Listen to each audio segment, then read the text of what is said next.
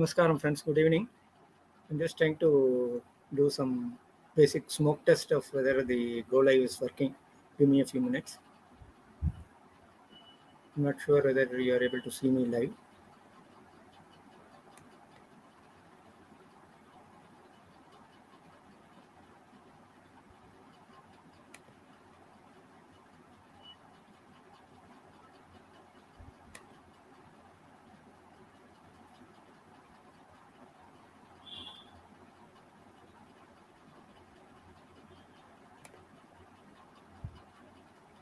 Good evening friends.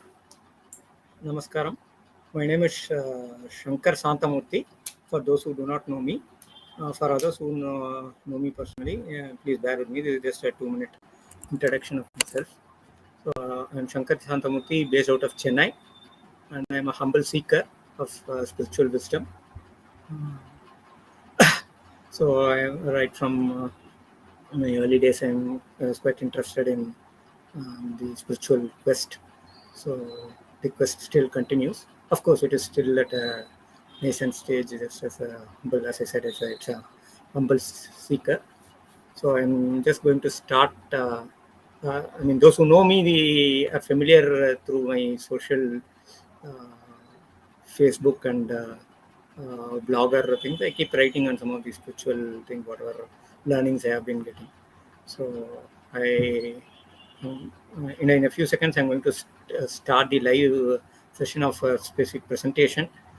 Today, I thought it's a very important and auspicious day. I mean, yesterday I started the channel, being Vinayaka Chaturthi, as they say in Tamil.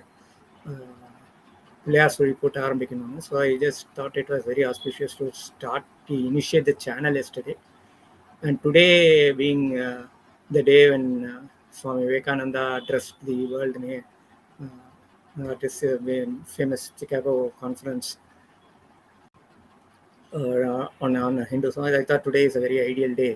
Even in Jainism, today is a very specific day for self-reflection and things. So all that said, I just wanted to go live today with my few thoughts. This is going to be an experimental mode because it's the first time I'm with a live audience. So I mean, I have presented more of corporate presentations on the technical side, but this is more on a different side and a different set of audience. So please bear with me for any lapses or anything. So I'll be just going live in a few minutes and in a few seconds. So with my presentation, thank you all for all your support, and do share your feedback. Thanks. I'm just trying to share my screen. This is going to be a PowerPoint based presentation because I want to visually show certain concepts that I have been learning. So I'm trying to share the screen.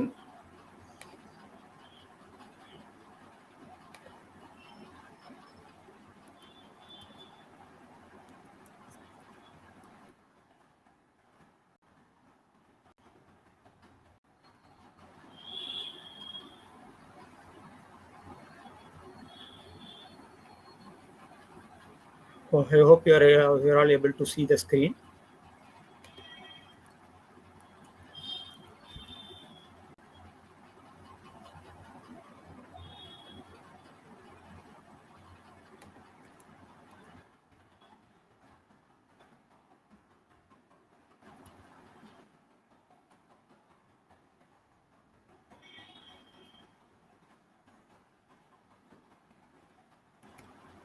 அல்லல்வோம் அல்வினைவோம் உன்னை வயிற்றில் பிறந்த தொல்லைவோம் போகா தேரம்போம் நல்ல குணமதிக மாமருனை கோபுரத்தில் வீட்டிருக்கும் கணபதியை கைத்தொழுதக்கால் காட்டு வழி போனாலும் கள்ளர் பயமானாலும் கேட்டு வழி காலனார் வந்து கிட்டிடினும் நாட்டமுடன் நம்பிக்கை உண்டே விநாயகனார் தும்பிக்கை உண்டே துணை உருவாய் அருவாய் உளதாய் இளதாய் மறுவாய் மலராய் மணியாய் ஒளியாய் கருவாய் உயிராய் கதியாய் விதியாய் குருவாய் வருவாய் அருள்வாய் குகனே நமசிவாய ஓம் நமோ நாராயணா. திருப்பிரகாச வல்லலா திவ்ய திருவடிகளே சரணம். So the topic on which I'm going to discuss today is on Bharatiya Sanatana Dharma. It is just a bird's eye view, which I will be covering on different aspects. As I said, this is only my first facing towards a general audience. So definitely do share your feedback. It will be very great for self-learning and as well also for tuning my research.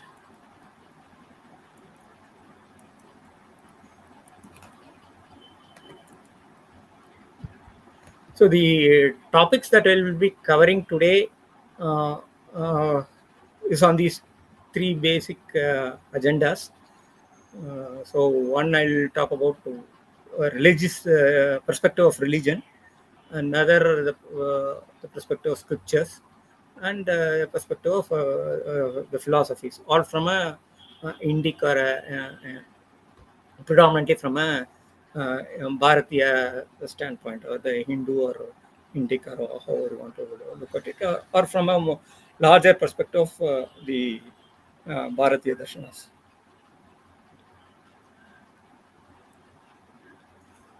So the first topic I wanted to touch upon is on the religion as a perspective.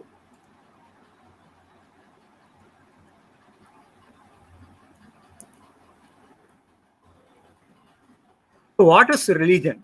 So this is one of the, I mean, religion is a very commonly used. We are so used to it, but if you try to formalize it as a definition, I think it is not easy to define things which are too common, right? And for that matter, any aspect, what is love, what is religion, what is feeling. Some of these things are difficult to formally define, but there are scholars who try to provide their own formal definitions, which will help us set the stage. So I just wanted to set the stage here. Here are some popular definitions by some scholars, by some spiritualists, from different perspectives. So one of the first, the philosophy of religion says religion is a conceptual system that provides an interpretation of the world and the place of human beings in it. So basis on an account of how life should be lived given that interpretation, and expresses their interpretation and lifestyle in a set of rituals and institutions and practices. So this looks a very formal way of defining religion. And then comes a very popular dictum of Swami Vivekananda, who is one of my favorite gurus.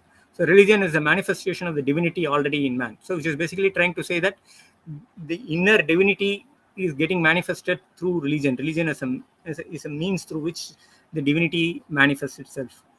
So then there's Introduction to Religious Philosophy, is another book wherein religion is defined as a commitment to a kind or quality of life that purports to recognize a source beyond itself, usually but not necessarily called God. So there is something theological but not necessarily theological. We'll be seeing how not all philosophies or schools actually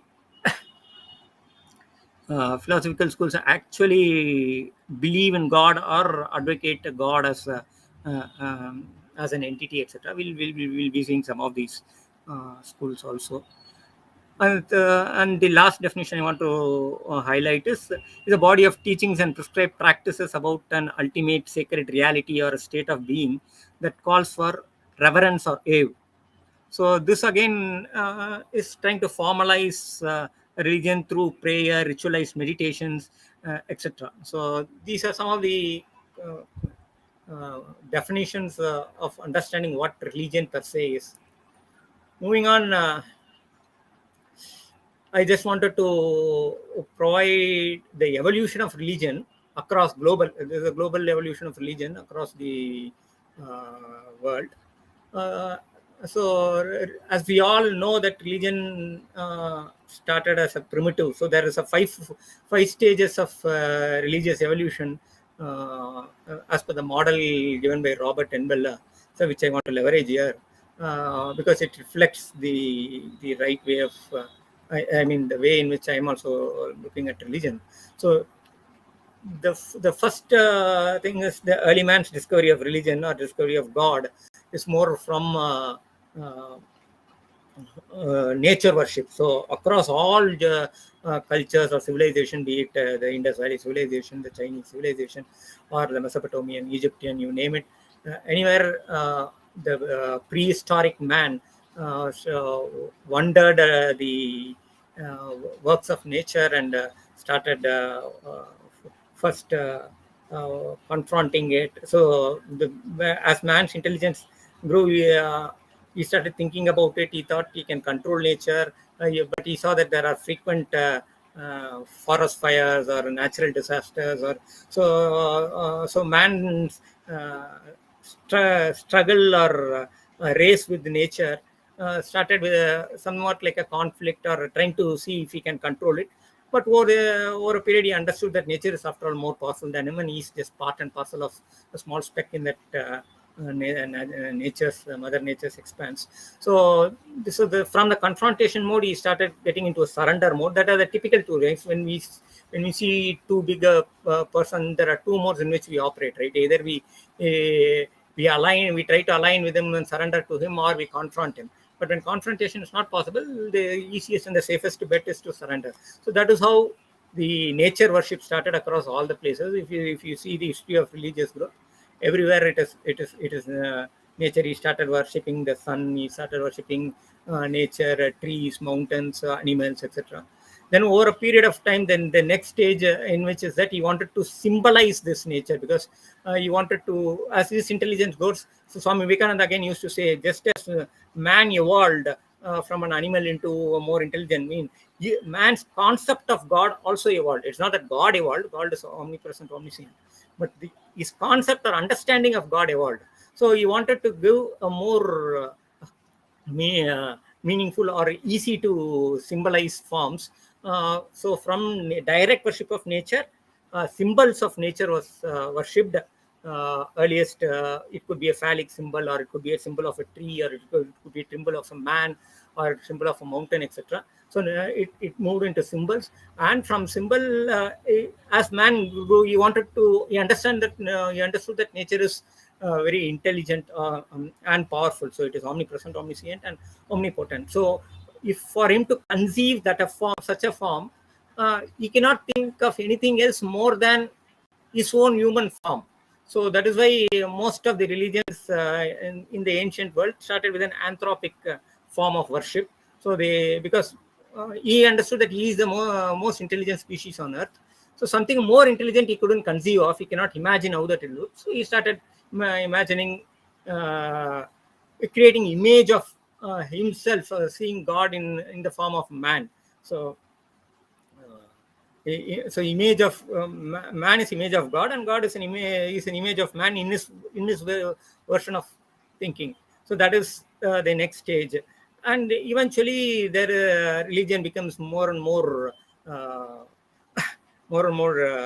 say richer in its way of thinking, in its way of rituals, in its way of philosophies, and now the third stage, wherein it becomes more organized schools, where governance comes into play in terms of the dharma roles, or every religion has its own saying what is right, what is wrong, what is sin, and what is good, kind of a thing. And then what is the final purpose of man, what is his aim, those things are that is how the evolution goes. And then there is a social angle to it. So these are the five major phases of religious evolution, which I just wanted to touch upon. Moving on, I just wanted to give a snapshot, a bird's eye view of all the religions or mainstream religions here. So this is not an exhaustive list. So there are two kinds of religions. One is these mainstream or the major religions, and there are countless number of tribal or infinite religions other than what is there. And these are also a very high level uh, list of religions. So on the one side, we have the South Asian religions like Confucianism, Taoism, Shintoism, etc. And then we have our great motherland, Indian-born native religions like Jainism, Buddhism, Sikhism, and of course our good old Hinduism or Hindu Dharma. And then there is equally ancient or civilization from the Zoroastrian schools, and there is the Abrahamic religions and its branches, starting from Judaism, Christianity, Islam, and the Baha'i faith, which is relatively a more recent revelation. So these, I think, I would say, are the mainstream religions currently in practice today. Moving on. This is older Wikipedia update on the spread of different religions across the globe. This might be a slightly older thing. I don't know the exact statistics on date. But more or less, I think this is how the distribution is. So this is another view of, sorry. This is another view I just wanted to share. I like this presentation. It gives a more statistical or quantitative measure of the distribution. So across different countries, for example, how in India Hinduism is predominant in India, and how in different geographies different religions are predominant. I think this kind of mapping is very very informative and very visually very easy for us to relate to. So that's why I shared this one. Moving on, this is the branches within these religious mainstream religions. Of course, I think this is becoming very difficult to read, but I just wanted to give a big picture of this in a single slide. So sorry for doing that, but I think I'll try to zoom in and anyway, I'll be capturing each of this in a separate thing in the following slides. So again, the South Asian, I think, as I said, that's the Confucianism, Taoism, Shintoism, etc. Then this is the Jain religion. So which has two main Svedambaras and Digambaras, and it has its own subdivisions. We'll be discussing some of them as we go along. I don't want to spend everything on this slide. I just wanted to give a bird's eye view of this. This is the Buddhism, the Buddha Dharma, and its main branches, the three main branches of Hinayana, Mahayana, and Vajrayana schools and its various sub-schools that originated in India. Then Sikhism is more or less a standalone religion, which is an offshoot of Hinduism, just like Buddhism or Jainism have been. Though Jainism and Buddhism have a much more ancient origin compared to Sikhism, which is fairly relatively new. And then there is the Hindu Dharma. So in the Hindu Dharma is again there are a lot of tribal schools. I mean, tribal in the sense native modes of worship within Hinduism itself. That is what this is. And then there are the mainstream theologies or religious schools, which thanks to Adi Shankara, who formally brought it under the umbrella of the Shanmada Sampradayam, or 6 theological traditions, starting from Vaishnavism or Ganapatyam, Kaumaram, Shaktam, Saivam, and Sauram, etc. We will be, these are the various branches within Hinduism. I'll be touching upon them separately. So I'm just moving on. The last but not the least, I want to talk about the other foreign religions, which have a huge presence across the globe and as well as in India. So the Abrahamic religions, particularly Christianity and Islam, are well spread in India. And Judaism is the ancient parent of all the Abrahamic religions, just as Hinduism is the mother of all religions within India.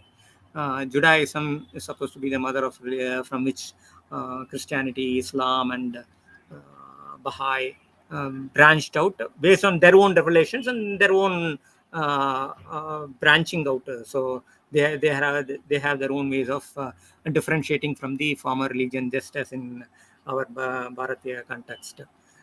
So Again, within Islam itself, there are two major branches and various sub branches. And Baha'i, I'm not sure whether there are any sub branches within that. So this is the Hindu uh, various religion, various theological traditions and their subdivisions. So I'll be moving on to the next slide. Of course, I'll be talking about them, some of these aspects in detail. So this is the Hindu perspective.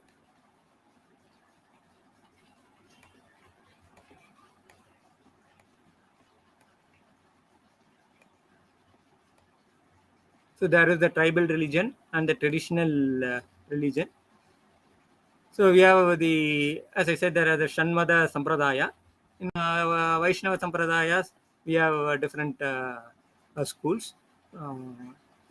So Shankaracharya belongs to, the Smartha Sampradayam, which was formalized by Adi Shankaracharya, whose guru is Govindapada and whose guru is supposed to be Gaudapada. So the tradition starts from Gaudapada from the Sampradaya perspective. All these schools are Vedantic. The difference between Smartha school and the other schools listed here is that Smartha school is not confined to one theological belief of the 6 systems of theologies. The Shanmada Sampradaya, they correspond to all the theologies. That means they believe in Vaishnava theology, they believe in Ganesha theology, Shakta, Shaiva, Kaumara, etc. So all other Vedantic schools are also here. We have the Chaitanya Mahaprabhu's tradition and the tradition of Vallabhacharya, which is the Rudra Sampradaya. So the Hare Krishna Sampradaya is there, Rudra Sampradaya is there, and the Sri Vaishnava Sampradaya, which is very, very famous and considered very sacred in Tamil Nadu, which is the Ramanuja's Vishishtadvaita Sampradaya. And there are other Nimbarka ways of Sabada Advaita Sampradaya. So there are different schools of Advaita. We'll be talking about them separately, which is here I'm talking about the Hamsa Sampradaya, which is started by Nimbarka. And then there is the Brahma Sampradaya, with Madhvacharya, etc. So these are some examples of how there are different Vaishnava Sampradayas. And then there is Ganapati Sampradaya, the Shakta Sampradaya. The Shakta Sampradaya again has 2 main branches, which is the Vamachara, the left hand custom, and the Dakshinachara, which is the right hand, or which is more the Dakshinachara is more the orthodox school, which is more Vaidika in its philosophies and as well as in its tradition. Then the Vamachara is on the left hand side. Again, we'll be deep diving on these two. There's a hybrid version of these two. Again, we'll be talking about them subsequently. Then there is the Kaumaram. So Kaumaram is again a branch out of the Saiva, Sakta, and Shivan, Shakti, and Murugar, the Somaskandar concepts. of Kaumara as a very ancient past in South India, particularly in Tamil Nadu. Murugan is called as the Tamil Deivam. So it has a very rich presence in Tamil Nadu specifically, and it has very ancient right from the Sangakala period. It has its presence. And Shaivism, of course, is pan-Indian thing, just as Vaishnavism is, and it also has various theological schools within it. There is the Veera Saivam school, then there is the Kashmiri Saivism. Veera Saivism is sometimes called as a Suddhadvaita. Then there is the Paradvaita of Kashmiri Saivism, which is also called as the Trika Saivism. And then there is the Shivadvaita school, and then there is the Visheshadvaita school. So these are some of the Saiva schools, and Saura is basically the sun or Surya based worship, which has its tradition from the ancient Vedic things. In Vedas, if you see Agni, Surya, Indra are some of the most important deities. So the Saura Sampradaya is related to the Vedic presence, I mean the Vedic tradition.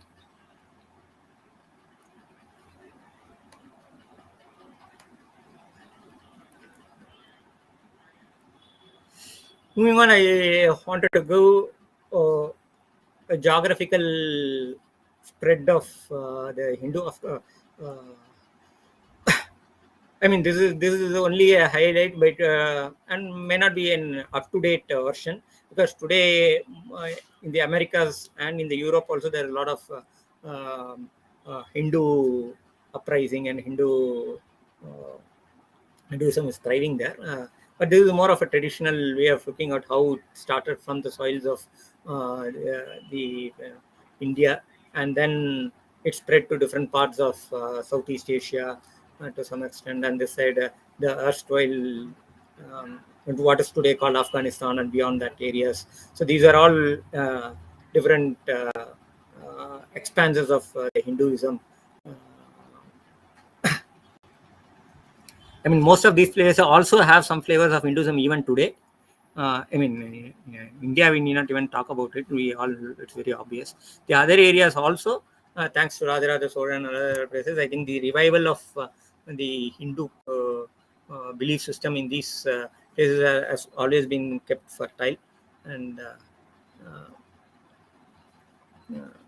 that's it. Then.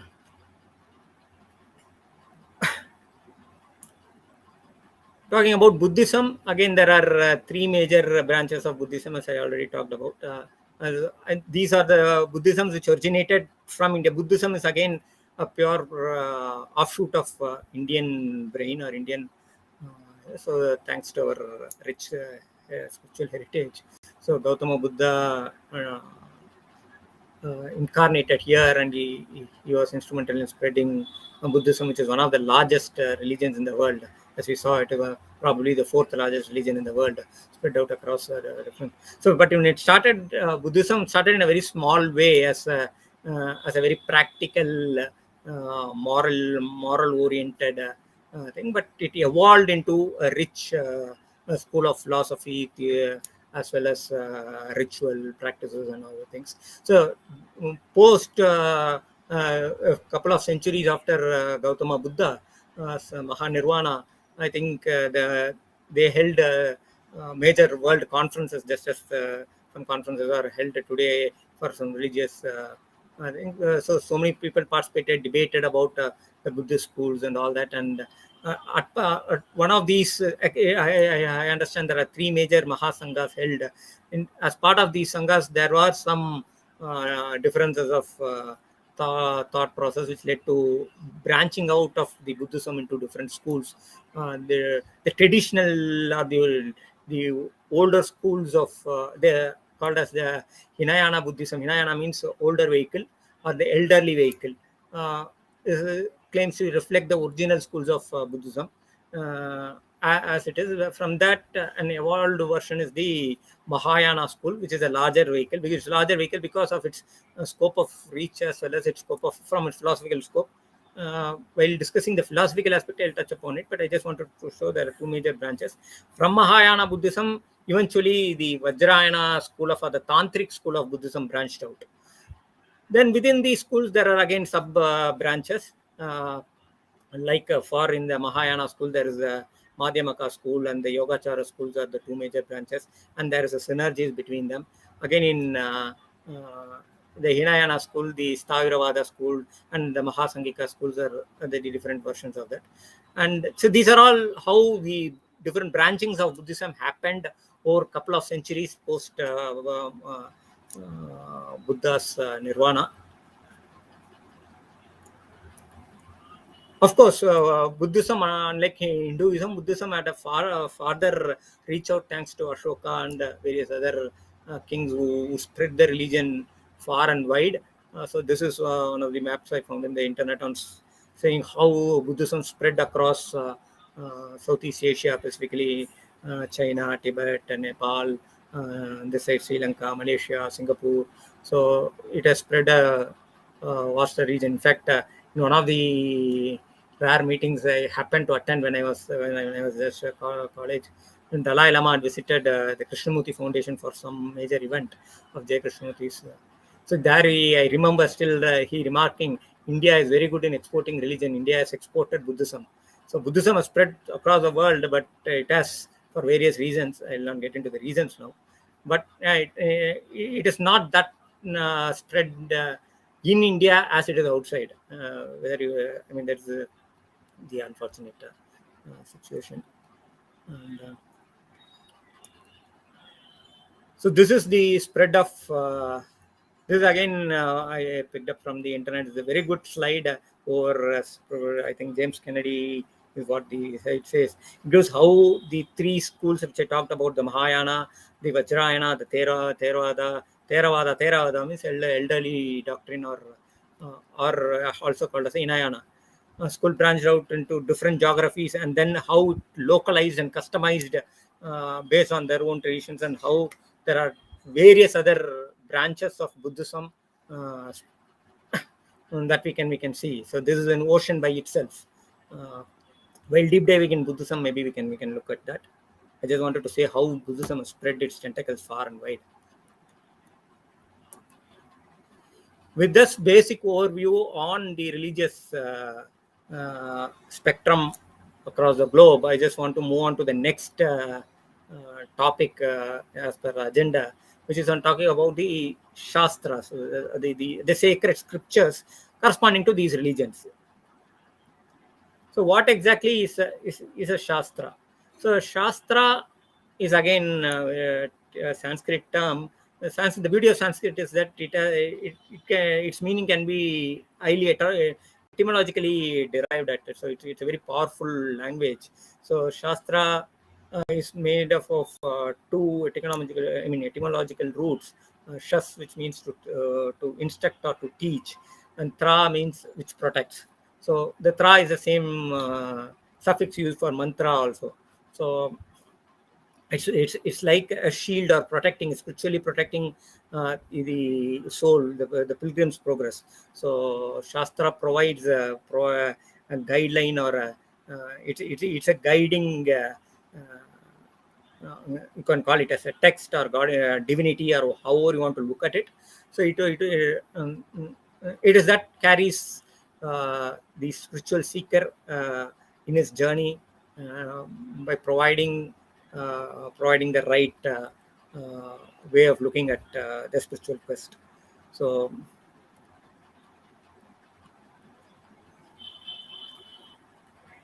it refers to so Shastra can be looked at as a corpus of spiritual wisdom gathered by famous various seers. Rishi means as a seer. In colloquial Tamil is called as a Parpan, because he is Parthan. Yada Parthana, Brahmate Parthan. So those who have seen Brahma here means divinity, God or divinity, or the highest spiritual wisdom, however you want to call it, or the highest energy, or whatever name you want to do it. So that highest spiritual consciousness who's able to visualize it, see it. So seeing is the best form of understanding. Right? That's why we see that we call it something as a perspective. We call a philosophy as a darshana. So that in the same lines, he's called as a seer, and a muni is something who contemplates on what he sees. So, and there are devadutas who are prophets. So whatever they have seen, they want to spread it to the rest of the world. As Tirumular in his Tirumundram says, Yam petra inbam perugai vayagam. So whatever spiritual wisdom they gain, these rishis, rishi munis, kavis. So rishi muni kavi means seer, sage, poet. So he expresses it in a poetic form and spreads the spiritual wisdom to the common people for take it. We'll discuss more about that as we go along.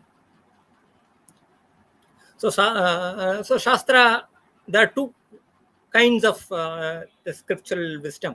So one is the Darshita Jnana, which is the revealed wisdoms, which we call as the revelations, or the Shruti Jnana in the Vaidika Sampradaya, or revelations in the Abrahamic terms.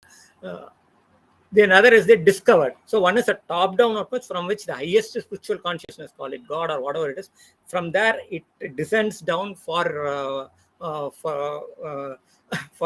humanity to absorb, and humanity to reflect on it, and humanity to for the spiritual progress of humanity in a nutshell.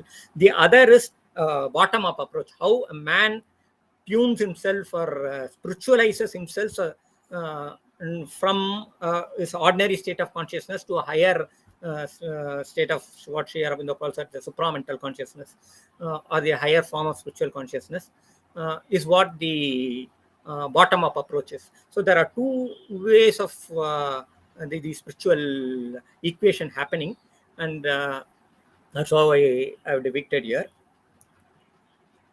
So this is a more nature's mapping of what I said here. So there is a top-down approach, just as how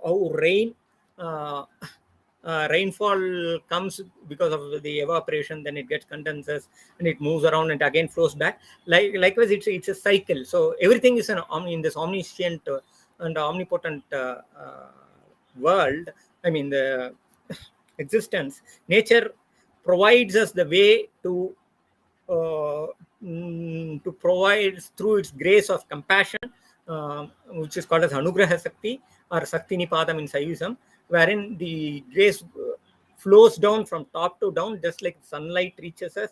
Then the sunlight heats the what is there down here, the water here, and then makes it evaporate. It reaches high again and flows down as spiritual wisdom, as a rainfall.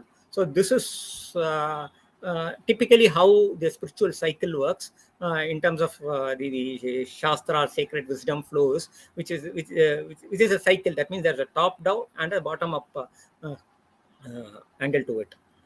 So I just, I mean, this is a popular comparison, and almost all our scriptures also reflect this kind of a flow. I just wanted to visually give it, and for those who are more scientific minded, to do a mapping on how it is based on this scientific theory.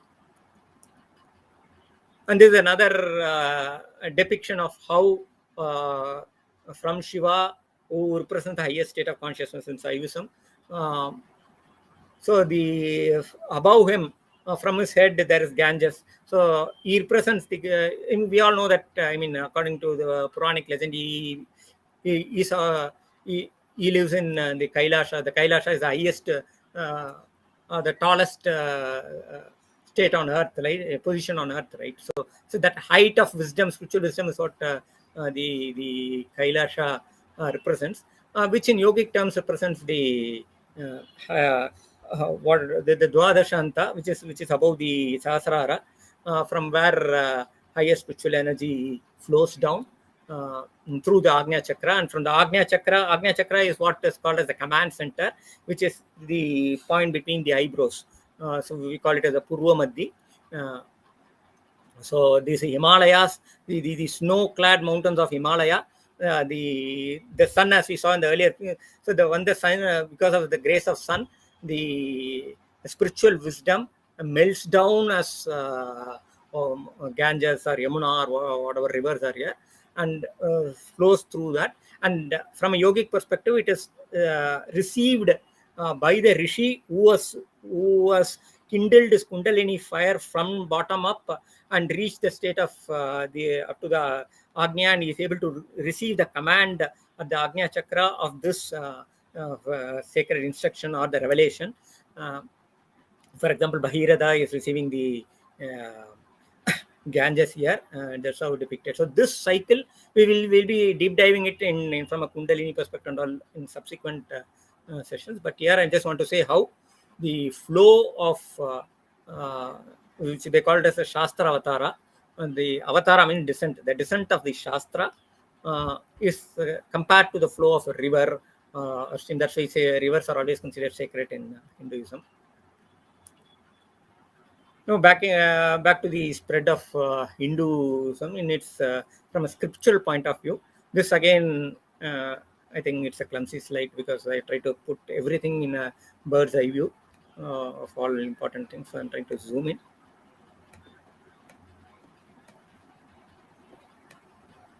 So this is the Vedic tradition. So we have the Rigveda, Yajurveda, Samaveda, the Chaturvedas, and the Yajurvedas again has its two major branches, which is the Krishna Yajurveda and the black Yajurveda and the white Yajurveda, which is the Shukla Yajurveda. So the Chaturvedas, these are the Chaturvedas. Sometimes Chaturvedas are mentioned in terms of Shukla, Krishna, and Rigveda and Samaveda, leaving out Atarva Veda. Sometimes they are called they are considering as traditionally these four are the Veda, but for some practical purpose, which I'll talk about later, sometimes when they say Chaturveda, they also mean Krishna Yajurveda and Shukla Yajurveda, particularly from a ritual perspective of certain schools. That's how it. And from each of these Vedas, again, see, horizontally classified into four groups. I'll talk about them separately. Okay. And then there are the Upavedas, and then there are the Vedangas. The Dharma Shastra, an offshoot of Vedangas is the Dharma Shastra, which is a parallel offshoot. And the Vedangas have the following branches like Kalpa, Nirukta, etc. We'll be touching upon some of them.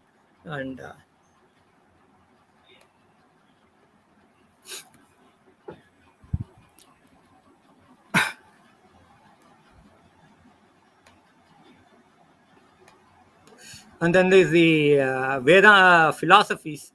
So the Vedic darshanas, this is the Nyaya Darshana, the Vaisheshika Darshana, the Yoga Darshana, the Sankhya Darshana, the Purva Mimamsa, and the Uttara Mimamsa are more popularly known as the Vedanta Darshana. So Nyaya is one of the oldest schools of logic in the world, probably. And Vaisheshika again is it's more ontological, or we'll say that the quantum of atoms and all very popular in Vaisheshika, just as in the ancient Jaina school. Then there is the Yoga school. Yoga, I think we are all we are familiar with, but now yoga is not restricted to the asanas. In fact, asana is just a very small piece of the yoga darshana. We'll touch upon it. And then the Sankhya is one of the oldest philosophical doctrines probably in the world. And Purva Mimamsa. Purva means Mimamsa, it's a prior inquiry, which is focusing more on the Karma Kanda of the Vedas. And then there is the Uttara Mimamsa, which is the posterior inquiry. Mimamsa means inquiry. It's a posterior inquiry, and the Jnana Kanda. All these things we'll be touching upon when we blow up on the Vedas separately. And within the Vedanta schools, there are major schools like Advaitam, Dvaitam, Vishishta Advaitam, Veda, etc. These are the schools. I'll again touch upon them separately. And then there is the Agama world. There is the Vaidika Sampradaya, there is the Agamic Sampradaya. What about this? I'll deep dive, but now I'm just saying that is one major school of scriptures, wherein there are three major branches, which is the Vaishnava Agama, the Shakta Agama, and the Shaiva Agamas. Each of them have their own Mula Agamas and Upagamas, and there are hundreds of such Agamas. And Upagamas and all these schools. And then just as we have Vedanta Darshanas, there are something called as the Shaiva Darshanas, which I am depicted here, which we'll see in greater detail as we move along. Then there is a Purana. I'm just giving a bird's eye view of the different kind of scriptures. So before moving to Agamas, to Puranas, in the Agamas itself, there are four, just as we have four major branches within the Vedic Samhitas. So when we have vertical Samhitas, like in the Rig, Yajur, Sama, Atharvana, then there is horizontal, which is the Mantra, Brahmana, Aranyaka, and the Upanishads. So there is a fourfold structure, vertically and horizontally in the Vedas. Similarly, here we have the fourfold structure in terms of Sarya, Kriya, Yoga, and Jnana Marga, Jnana Padas. Jnana Padas is also called as Vidya Padas in certain texts. So the Charya Pada focuses on conduct, then Kriya on the ritual or the activity side, Yoga and as the name on the yogic union, and Jnana is the philosophical or the cognitive side of the Agamas. Then Puranas, we have the Puranic corpus again can be classified into Itihasas. So Itihasa is a special type of Purana. It's not technically a Purana, but I have classified it here just for classification's sake. Itihasa means it's more an historical account of out of events. We'll be discussing about that subsequently. So Itihasa literally means has it happened. So it's an has it happened account, an historical account of events, of specific events, and the players of those events, etc. So the two major Itihasas we know, Ramayana and Mahabharata. And then there is Mahapuranas, which there are around 18 Mahapuranas, and there are Upapuranas. So within these Itihasas and Puranas, there are some Gitas and other texts like Sahasranamas, etc. available there. Then there are Upapuranas, and there are Sthala Puranas. Sthala Puranas again is a very interesting concept wherein Kshetras or Punyasthalas or Alayas or Koilgal have their own Sthala Puranas, which gives the historic or legendary account of that particular, how that deity got incarnated there, and the story behind it, and all that. That is called as a Sthala Purana, which is a very, very huge corpus. And then there is the very unique and rich feature of the Bhakti cult in Hinduism, which is the Bhakti Sampradaya. Saivas, each of these six schools have their own bhaktis. For example, Saivism, Pannir Tirumuraigal, or Alvar or Nayan, Alvargal, Divya Prabandham, etc. are some of the main schools of bhakti. Similarly, in other geographies within India also, there are a lot of bhakti literature.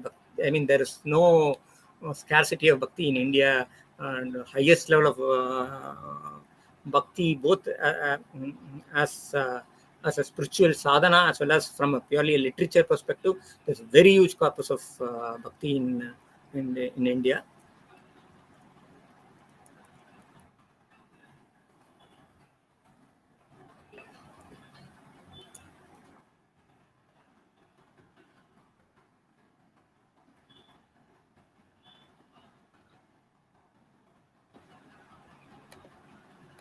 So each of these philosophies, I talked about the philosophies, right? They will have a sutra, they will have a bhashya, they will have a bhashya is a commentary, sutra is an aphorism. So in a nutshell, easy to remember nutshell, the essence of the philosophy will be provided in, like in physics or in mathematics, or we have formulas, right, which represents a big philosophical concept or a scientific concept or a mathematical concept, right?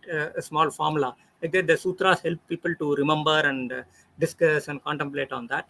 And bhashyas are explanatory notes on that. For example, E equal to mc squared of Einstein. Everybody understands E equal to mc squared, but what exactly it means? What is E? What is M? What is C? And why is C squared? And what is the science behind it? Is a big research paper, right, by Einstein and by various other scientists following him. So like that, bhashyas expand upon the sutra literature, and these bhashyas again further commented, expanded by a gloss in the form of vriti or in a tika, vartika, different ways of that. So each of these schools have their own versions of that.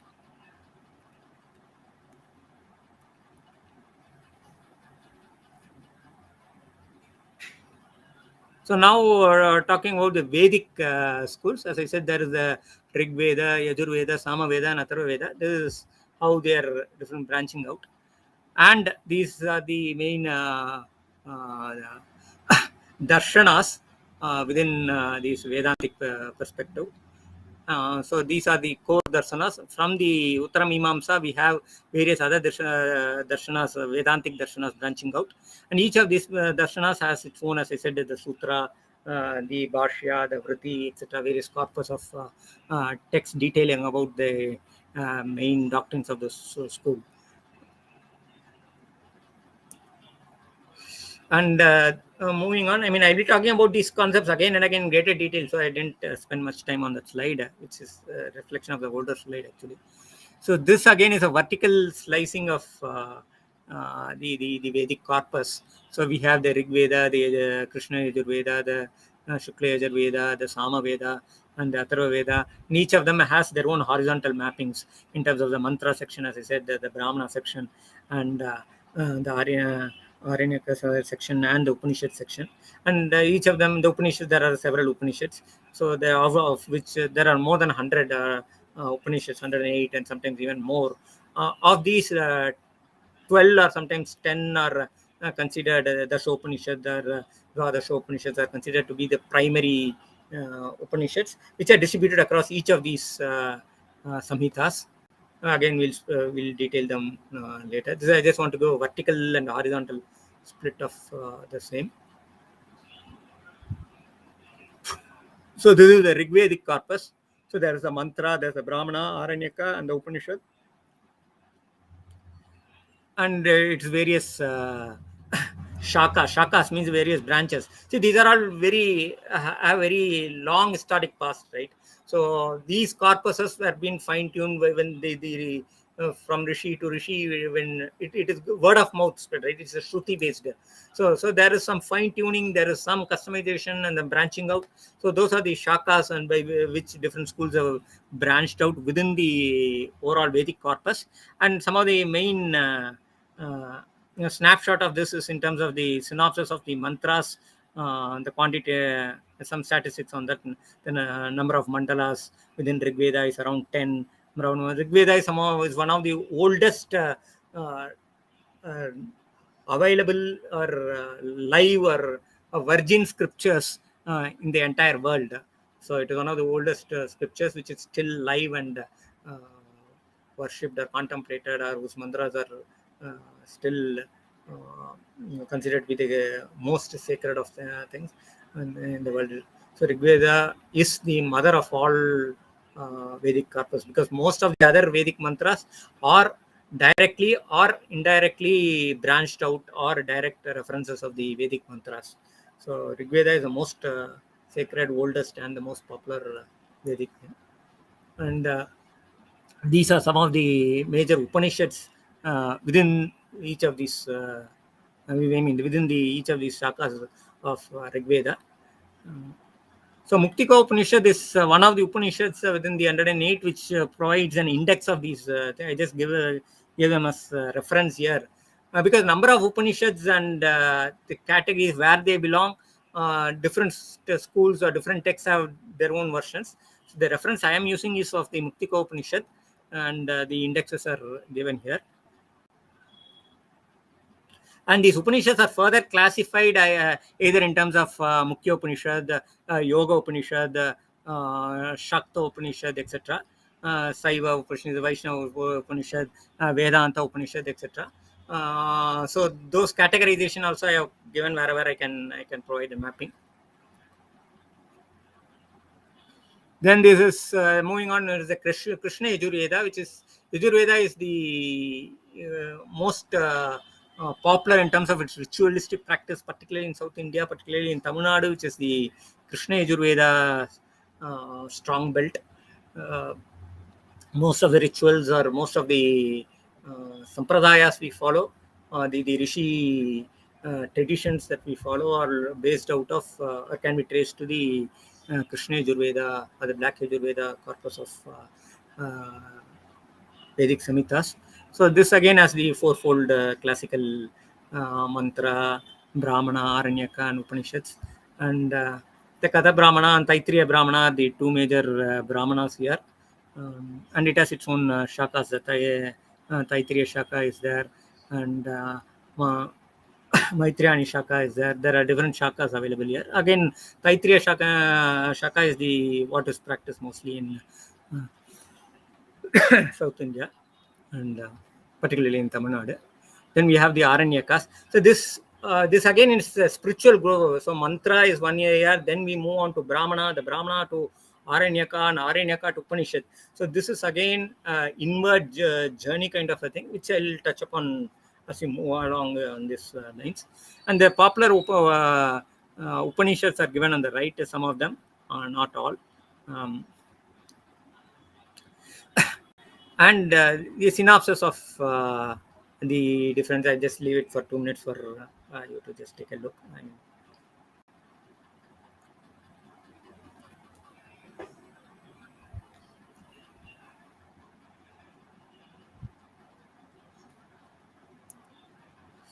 And sorry again, this is too not very readable, but I just wanted to put all the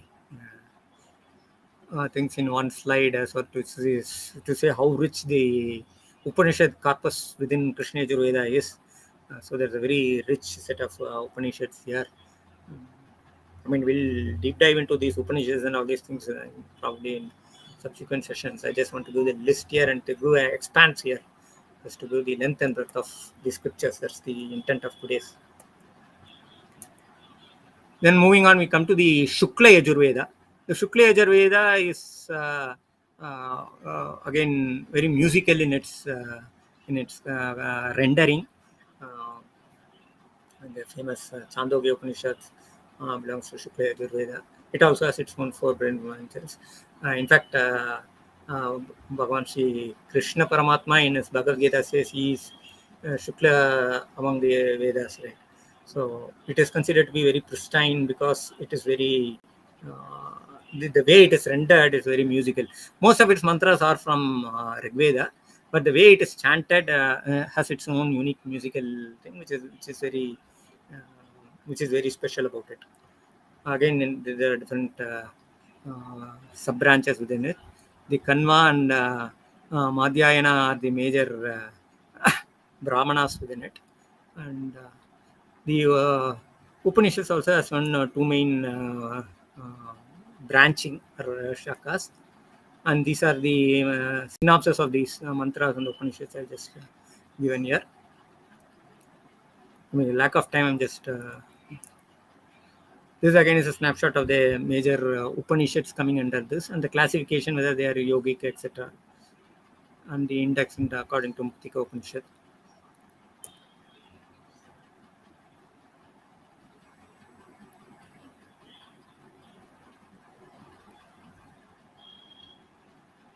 Sorry, what I was talking about Sama Veda. There I was just talking about the whatever I said about the Krishna referring to it is in the Sama Veda. Somehow I got lost here.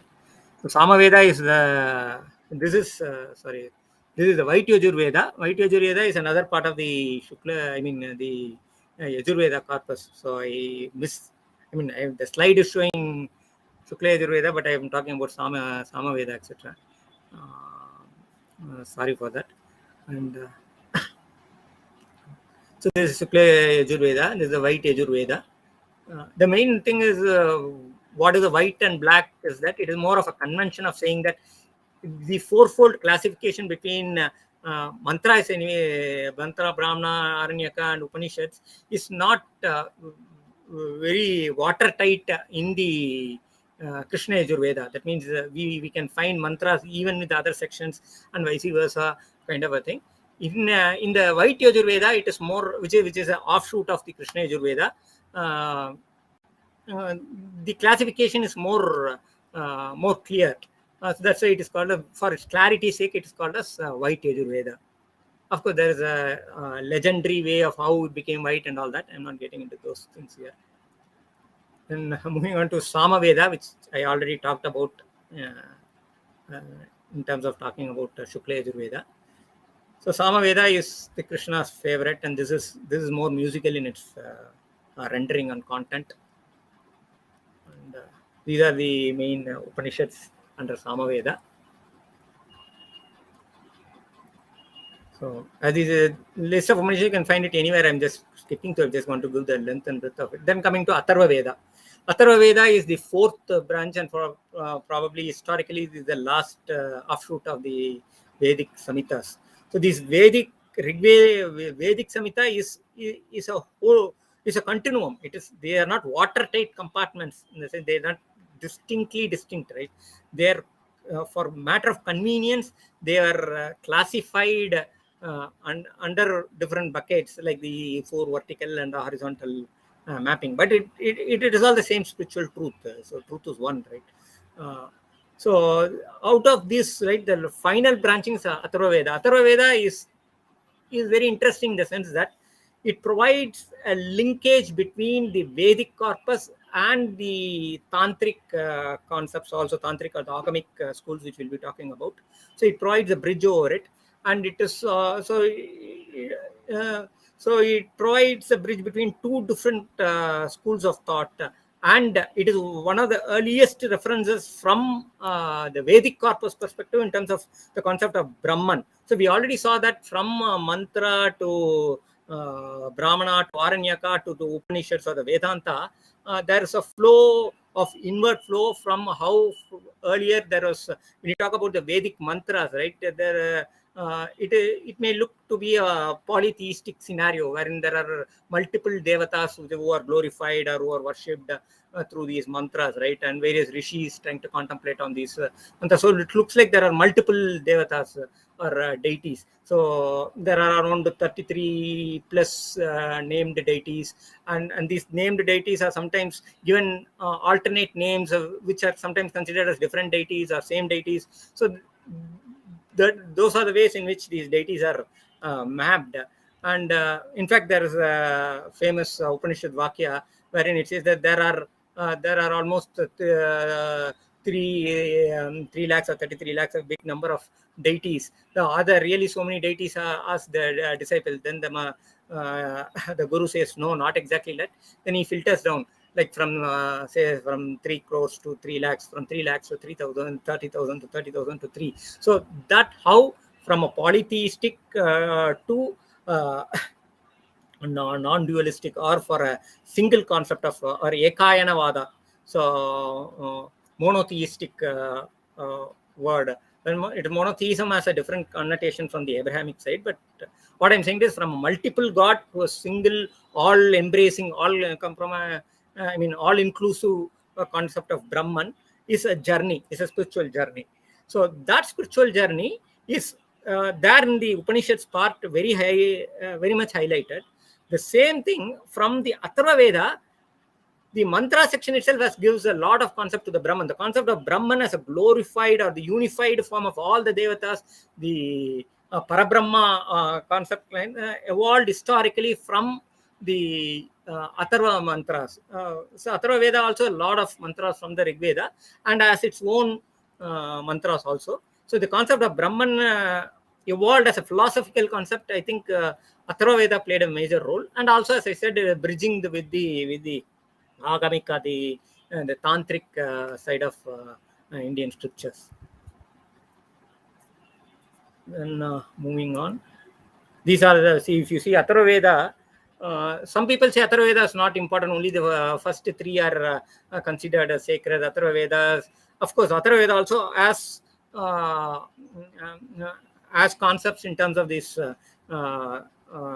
leveraging or capitalizing on the darker side of energies. See, energy is energy, right? You can use it for different purposes. So there are grayer side of energies like this black magic, like the, so those things are also historically by scholars mapped to some of the Atarva Vedic, where the Tantric schools, later schools of the Tantric, the left current schools of Tantric capitalized it, and so that's how the history goes. So for that reason, the Atarva Veda are sometimes not given the same level of sanctity in some of the orthodox Vedic Sampradayas compared to the other 3 schools.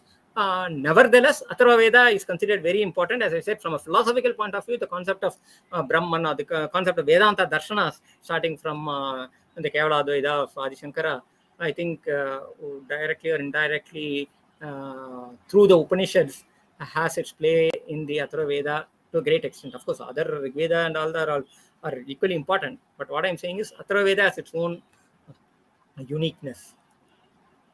Moving on, I'm touching upon these Vedangas. So which are the limbs to the Vedas.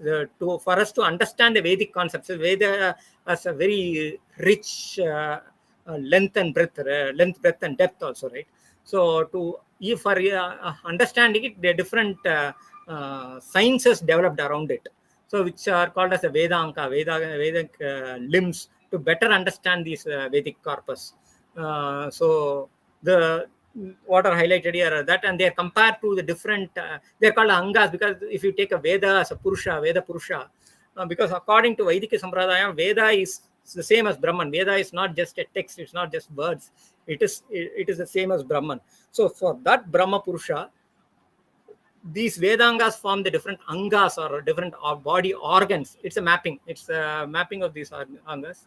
Like the Siksha, which is the phonetics, plays a very, for us to understand these Sanskrit mantras and the Upanishads and all that, right? The phonetics plays a very important role. Similarly, Nirukta, we will also be seeing how Nirukta plays a very, very important role in terms of etymology.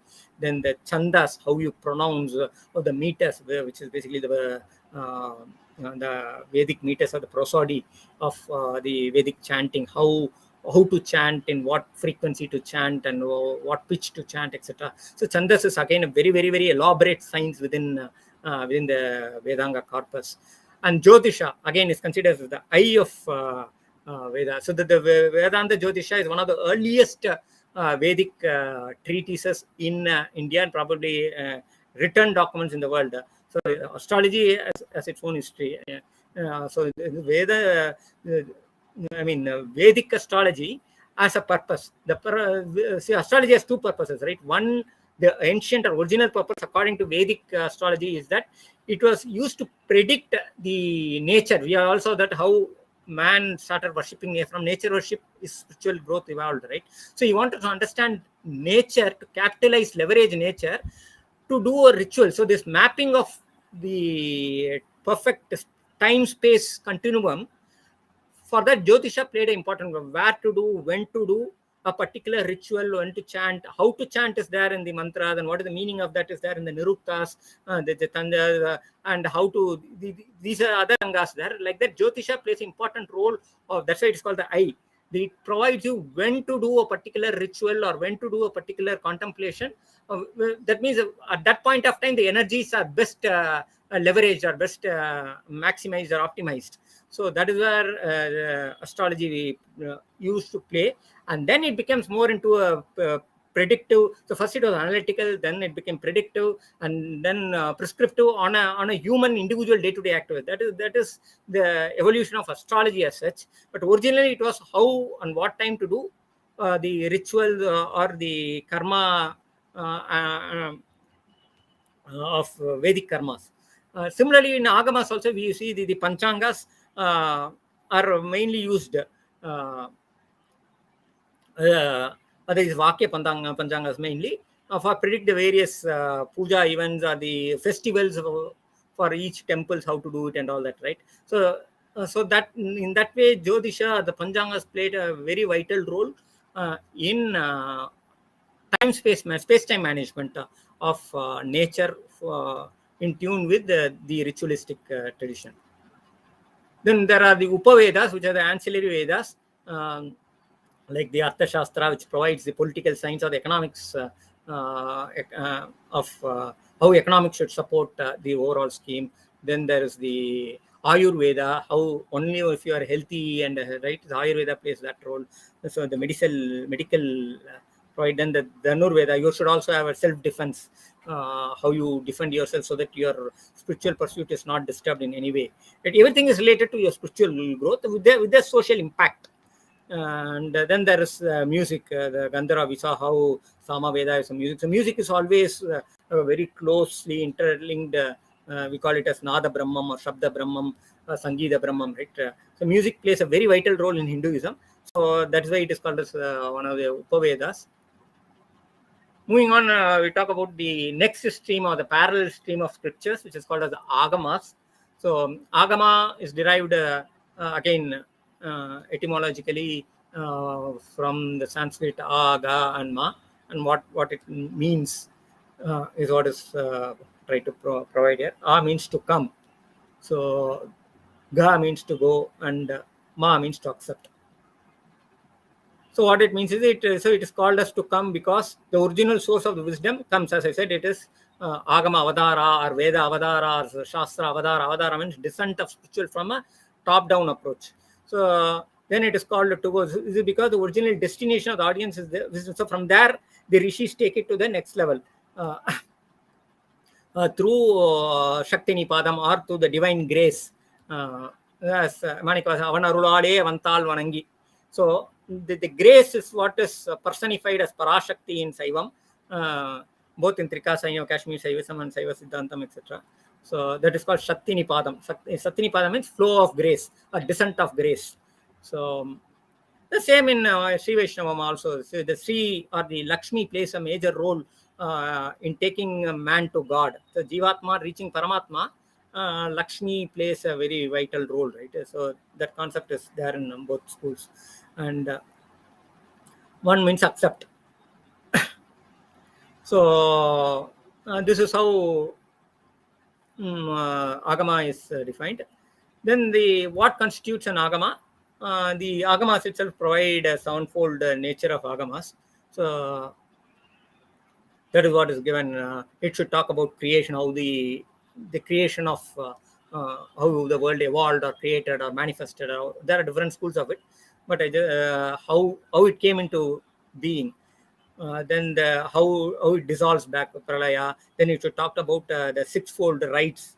The sixfold rites, in my opinion, maps to what I given in the rite in terms of how we do a cleansing of our sixfold chakras or sixfold koshas or sixfold layers of cleansing, and how that is converted into a regular sadhana. Then the deity, the Agama should talk about deity worship. So the difference between an Agamic school and the Vedic school is that Veda is more of a yajna, a homa, where fire is the means of bridging the gap between. So there is no idol worship in the so-called idol worship or vigraha upasana in the Vedic world, right? In the Vedic world, it's all deities, it's nama, and their mantra to contemplate on it, and Agni, which is the bridge. So why is Agni the bridge? Is even according to law of thermodynamics, right? In the Panchabhuta, Agni forms the third principle for us, right? Which is the if you from the gross to the subtlemost to Akasha, from land to vacuum, right? Man to Agayam, or however you want to look at it, right? So that subtlety of spiritual thing, Agni plays the middle role. So, and thermodynamics, also law of thermodynamics, right? Agni represents the energy exchange. So when we say heat, right? Heat actually means it's a unit of energy exchange. So energy from one phase to another phase energy can never be created or destroyed according to law of conservation of energy, right? It can only be transformed from one state to another state. This transformation from one state to another state is measured through through exchange through a form called as heat. That is what thermodynamics says. So similarly, from a jivatma state or vyahavarika satya, or from a mundane state of human consciousness to reach out to spiritual state of consciousness, Agni plays that role of transforming the thing. So that is why Agni is glorified in the Vedas. The same Agni is given a more different form or human form, or what to say, a more tangible form in the Agamas, wherein the different vigrahas were formed, which is there are different forms: Shakala, Nishkala, Shakla, Nishkala. So there is a pure human form, there is non-human form, and there is a mixed form kind of things, right? We'll be discussing in more detail. I'm just saying that the difference between Agamic work and Vedic is Agamic. There is Uruva Varibadu or Vigraha Upasana, which is the main way through which we channelize our energy. And these Vigrahas are either can be worshipped internally, locally within our own homes through a puja, in our puja room or wherever it is, or at a common place of worship, which is called as a temple or alaya, wherein a physical matter is given a spiritual energy through pranagni by raising the Kundalini Shakti and ceremonially giving the energy content to it. We'll talk about it later. I just want to. So this Vigraha Varibadi is very core to the Agamas. Through this, that is what this deity worship is centered to both Tantric and Agamic worship, and yoga and the introductory writer. So Agama also has see Agama is most of the Agamas are Ekayana Vadas. That means they, as I saw, there are three major Agamas, right? Saiva, Shakta, and Vaishnava, right? So each of these schools says that that particular deity, Vishnu is the highest principle, Shiva is the highest principle, or Shakti, depending on which Agama they want. So to belong to that school, you have to formally get inducted into that school, just like I get inducted into an academic institution or get inducted into a corporate work environment, etc. Right? So there is an inductory rite which is called as Diksha, and there's a very rich process to it. So that becomes a very important part of the Agamic corpus of what kind of Diksha, who has to do, when it has to do, why it has to be given, and all that. Discussing further on the nomenclature of Agamas, right? Agamas are again have their own synonym terms. So Agama is sometimes called as Nigama, sometimes called as Tantra or Tantra. So these words are sometimes used interchangeably and sometimes with specific context. For example, Agama, Shaiva texts mostly in South India, they call it as Shaiva Agamas. Whereas the same Shaiva text, sometimes they called as Rudra Yamala Tantra is called, sometimes they'll call Paushkara Agama, they'll call Paushkara Tantra, they'll call. So sometimes they're interchangeably. Sometimes it is also, the naming convention is such that these Agamas are more Saivic in their convention, where Tantra is more Shakti cult, or Nigama is more Vaishnava cult. I mean, these are all, they are not watertight compartment. It's all different usages of the same concept. So that's why when etymologically they all mean more or less the similar idea. Moving on, as I said earlier itself, Agamas have four major branches: Sarya, Kriya, Yoga, and Jnana, for the disciplining yourself, and then the rituals of how to do rituals, what are the rituals, how to do it, etc. is the Kriya Pada, and the Yoga Pada. So the next stage, and then there's the Wisdom Path, which is the Jnana Pada. So these are called as the four walls or four ways of or the four pillars of the Agamic corpus. Sometimes they are saying as a four different ways. So you can reach out to any of these four ways. For example, the Chidambaram temple, right? The famous Raja temple at Chidambaram, which is one of the oldest and most famous temples. The four gateways, Gopura vassals, represents each of four of these discipline paths. And by tradition, four Saiva saints enter through each of these four, representing four of these paths. So that is one way of looking at these Agamic corpus. And the Agamic corpus, as I said, as a parallel in this fourfold division with the Vedic concept, wherein, for example, in the Vedas, we have the Mantra, Brahmana, Aranyaka, and Upanishads. Here we have Sarya, Kriya, Yoga, and Jnana. So there is a direct mapping between the Jnana path and the Upanishads, the Yoga path and the Aranyaka path, where it's more internalized. The Kriya and the Mantra. So here I think there is there is a synergies of cross reference synergies here when it comes to between Karma Marga, Bhakti Marga versus Mantra Pada and the Brahmana Pada. So we saw how there are four parallel routes through which each of can enter depending on his spiritual quotient, which is his spiritual aptitude as well as his attitude. He can enter into four of these gates, as I said, four ways of entering into these Agamic ways. The other way of looking at it is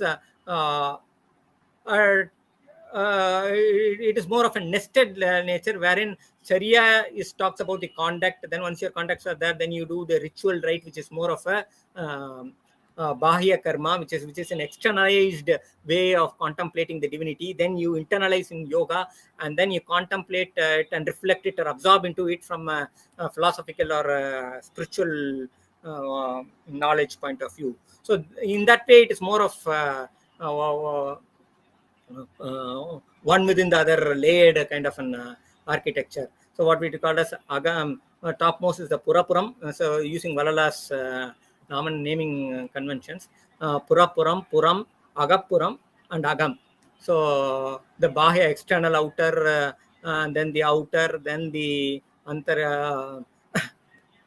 Antarbahya, which is internal or outer, which is intermediate, and the Agam, which is purely on the Gnostic side. Um,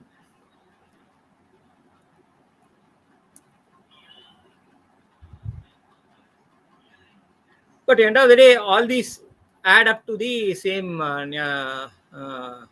Brahmanubhuti. So it is not that one is lesser than the other. They are just way of modeling your thought process differently.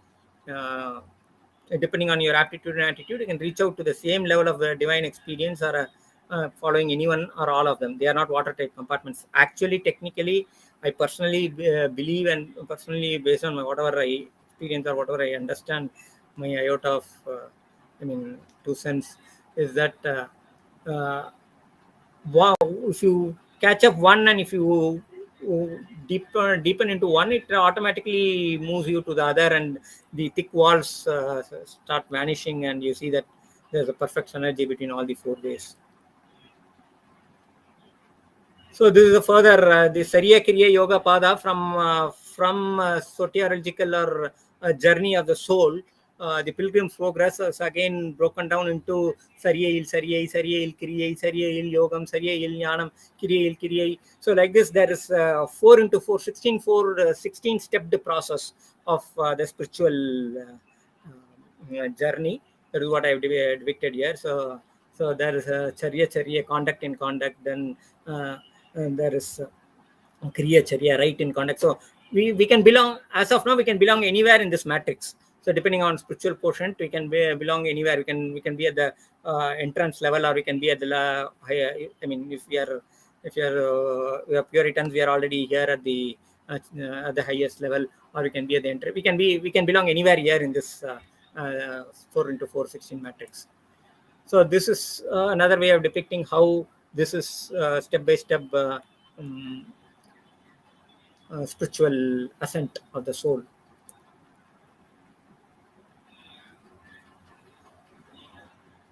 So I want to give a mapping of this thing in terms of the uh, Vedantic corpus of Jagrat and which comes in the Upanishads, the Mandukya Upanishad, wherein we talks about the fourfold Jagrat, Sapnam, Sushupti, and Turiyam, right? And of course, there is the Siddhanta school talks about the Turyadidam. I'll come to it later. But there's a fourfold. This fourfold will again be mapped to, just as we have the Jagratil Jagrat, or Jagrati, then Sapna and Sapna, dream in wake, dream in the dream in wake, then there is waking, then there is so these are 4 levels, right? These mappings are there. Then the trance in dream, then there is sleeping in dream, then there is swapna in dream. So that kind of mapping is what so this is how it moves. From here it comes from jnana charya. Once you have jnana charya, then you move on to charya kriya. So from charya we move on to kriya, the 4 stages, and then it's like up and down journey. Then from there you come down your spiritual to jnana yoga, and then you move on to the other layers of wherein you go to jnanatil jnanam kind of stages, which is the highest stage that is here. So, and if you see, they are in one way, if you look at it, they are almost at the same level. So it is only how you look at things.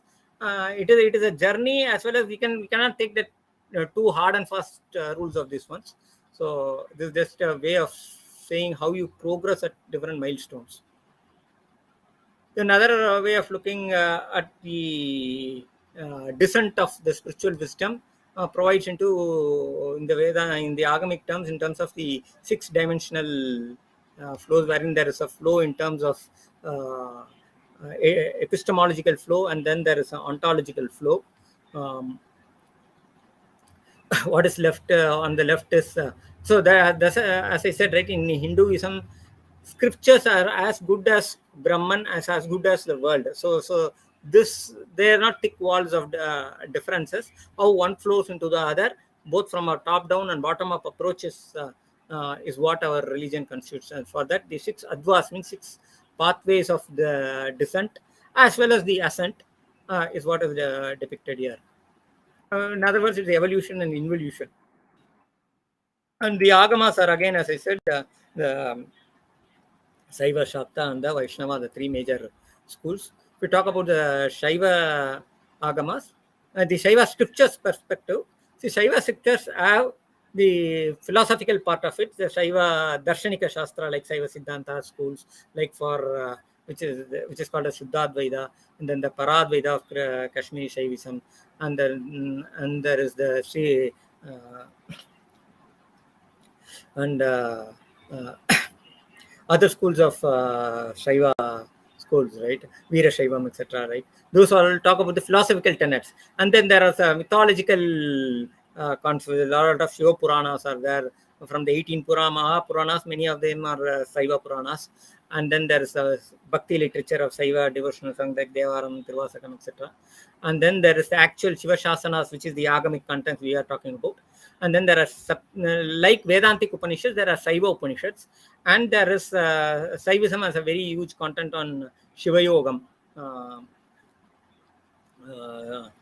lot of scriptures around that.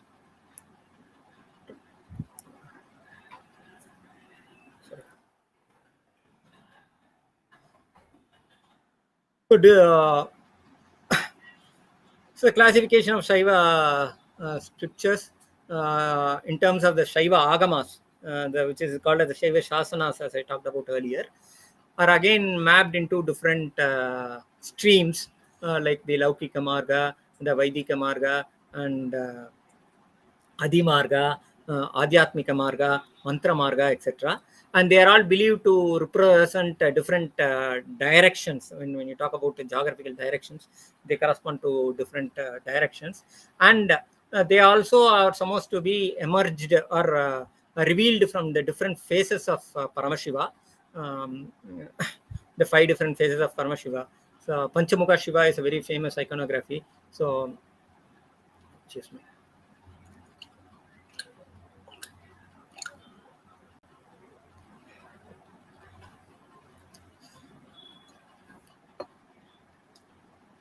So for each of the Shiva, there's like Satyajodha, Vamadeva, Tatpurusha, Agara, and Agora and Ishana.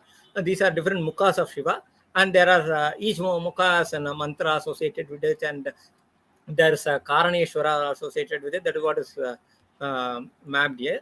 And this is referent to, with a specific Agama called Nisvarsha Mukha. This is one of the oldest surviving Shaiva Agamas available as of now. Out of many Agamas, I think we lost many Agamas. One of the earliest available Agamas in terms of chronological dating is the Nisvarsha Mukha Agama.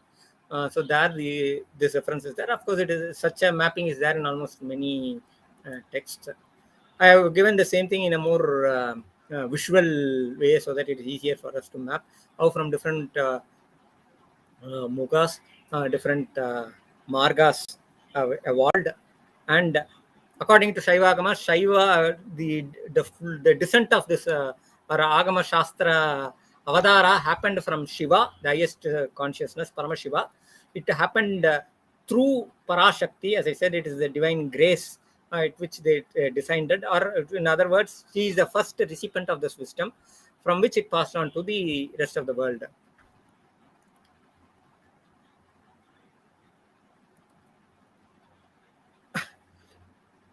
Then moving on, this is how, this is another way of saying that how everything blossomed from the, it looks like a flower. I like this depiction, so I gave it. In terms of how these are different petals of the same flower, different schools of Shaivism. And these are the I'm expanding about on each of these paths as we go along. So there's what is meant by Vaidika Marga, what is meant by the Yoga Marga. What I'll do is, I think I've been given instruction that we have covered. Time wise, I think I wanted to give a time check. So maybe I'll continue it in the next session, as I wanted to give a break. Sorry for probably. Well, see.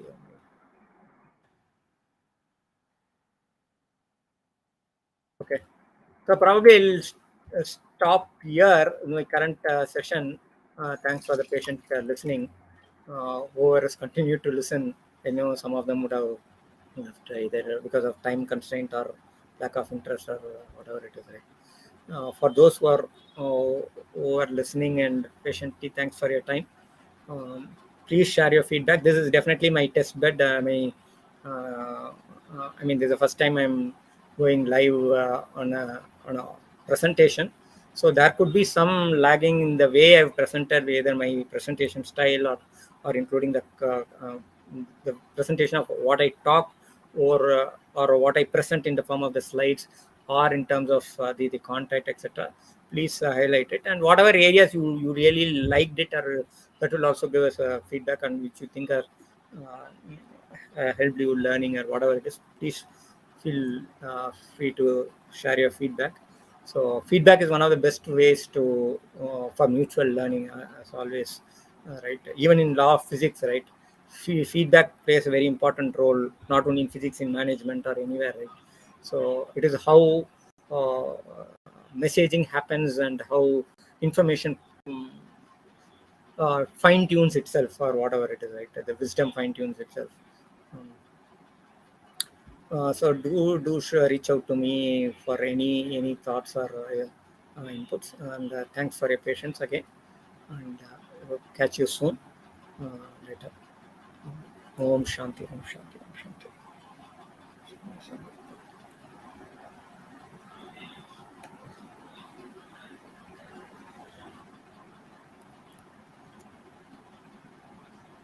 எல்லாம் செயல்கூடும் ஞான எம்பலத்தை எல்லாம் வல்லான் தனையே ஏத்து